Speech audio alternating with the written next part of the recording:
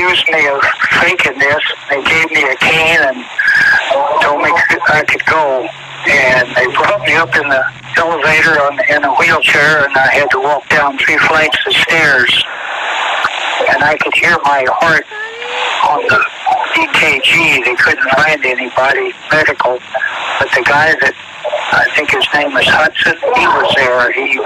He's the manager, so he conducted the EKG on me. So he didn't shave my chest. I told him normally when I have an EKG, the hair is shaved off. You can't get a proper reading. He told me it wasn't my business. And Joe, can you go? I'm recording this part. I need you to explain about the no medicine, no blood work, and all that, please. Yeah. No, they took me up. I passed out in Miss Breezy's office.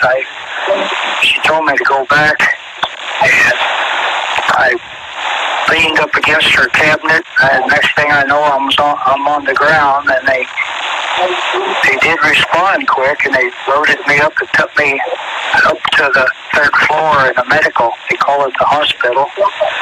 Wasn't anybody there to conduct an EKG, so I think his name was Hudson. He's the one I got a hold of to get my shoes, my boots. And so they hit me a cane and told me to go back to my pod. I had to walk down 3 flights of stairs, and I could hear my heart skipping beats on that EKG that he hooked up, but he never shaved the hair. In fact, I still got the pads on my hairy chest. I don't know how they got a proper reading, but they really didn't feel that concerned. Half a dozen of them was in there grilling me that, I'm just faking this. I wanted to go to another place.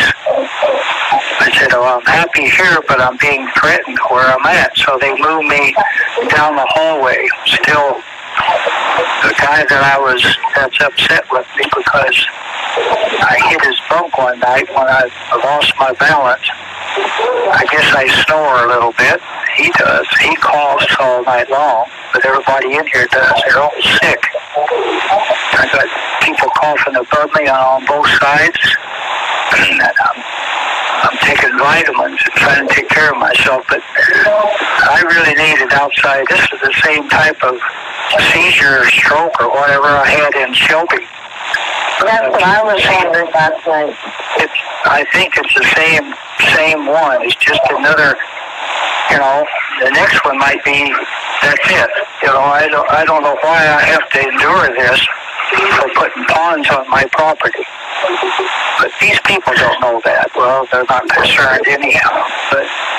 And I'm complaining about, about cruel and unusual punishment. That's the top of my letter to you, Lindsay, is what's going on in here. We don't have proper medical. They really don't care for us, If we make it, fine. If we don't, that's okay too. They're all sick. The guy I'm mad at has got bad knees. He's got a brace. He's been going 3 or 4 years trying to get it taken care of, and they don't care. It costs them money. No, it cost me $2 yesterday to go to medical. And then they hand me a cane and tell me to walk down 3 flights of stairs. Doesn't that give you a warm, fuzzy feeling? And that does. Oh, scary, Joe.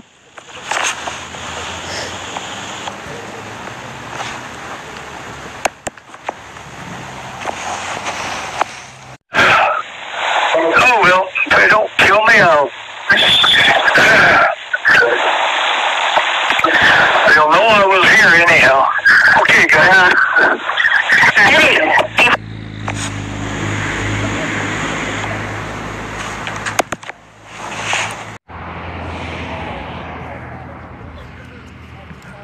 Gauge roll and camera. Come here.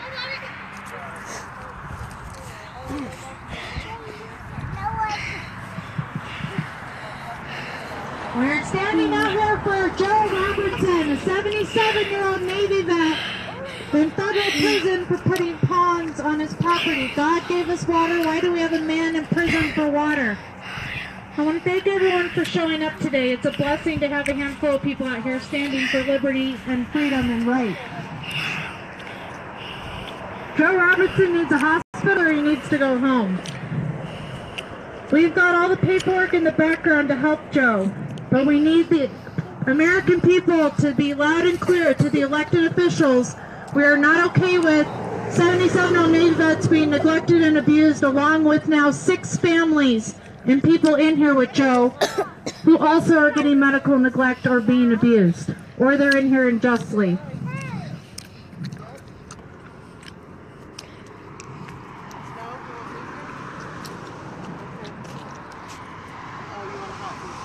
Almost a year ago,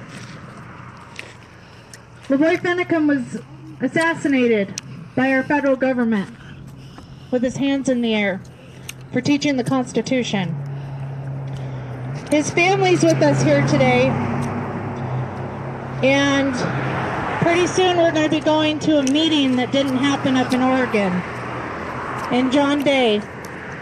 If you're able to make it, please do. LeBoy woke us up and taught us to pay attention to stories like Joe Robertson's. And we will be out here every single Saturday at 11 a.m. until Joe is home or in a hospital. Our local news station, Fox 31, did an intro story and the narrative was good. Friends and family of Joe are concerned. They do want to do a follow-up story. Another station put in a media request with the prison to speak to Joe himself. I just received a letter from Joe. Basically, the executive assistant and a case manager pulled Joe in and said, if you sign this release and if you do an interview with CBS, we will move you for your own security. Now, I looked at a few other prisoners in here who did interviews with the media. They didn't get moved.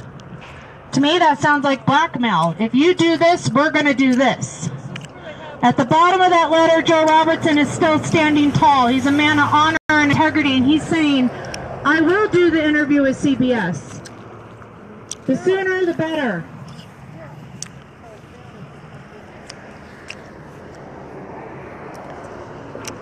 So if we could, let's gather around and do a prayer for Joe and for all the other people in here who are being held unjustly or being abused and neglected. The fact that we have political prisoners in America should shock you. Another thing I'll add before we start the prayer is Obama just declared a ton of land a national monument in Utah and Nevada, which covers part of the Bundy Ranch. The federal government needs to go back within the confines of the Constitution. They do not own land. The people in the states do. Why was this done right when he's about to get out of office? There is a protest, a peaceful protest, using their First Amendment. People are gathering at the Bundy Ranch today, so we stand in solidarity with them in Colorado. Does anyone want to lead a prayer? And the Freedom Rod is here. That's the Freedom Rod. We'll get it going. But you guys, these land grabs to the west are becoming a big issue. And Freedom Rod is just turning around. And the You'll be parking right there. Elected officials of Utah, every one of their press conferences that I've seen, they're speaking our language. They're saying federal government overreach. They're saying land grabs. They're saying this is wrong. Land belongs to the people and the state. We the people.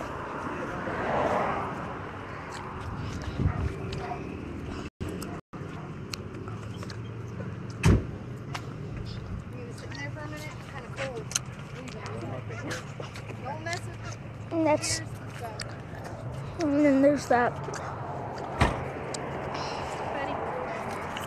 You didn't change the color this time, right? No. Okay.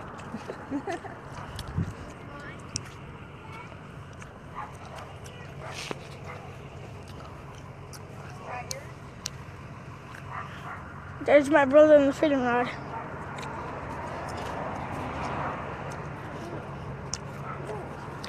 Here's what it looks like inside.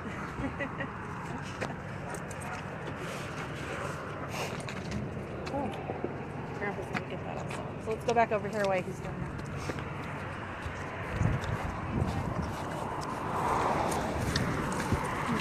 Here, let's start a new one.